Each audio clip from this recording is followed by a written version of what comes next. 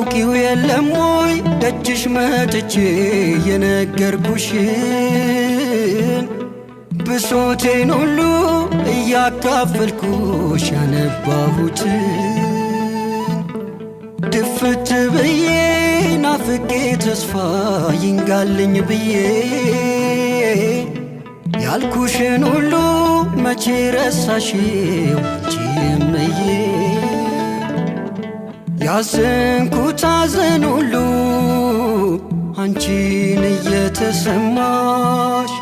የልጅነቴን ጩኸት በእናትነትሽ ሰማሽ ልጄ ኢየሱስ ሆይ ብለሽ ለመንሽልኝ ዳግም በሕይወት እንድኖር እድል አሰጠሽኝ መከራዬ ነበር ብዬ አወራሁ አንቺ መልጃ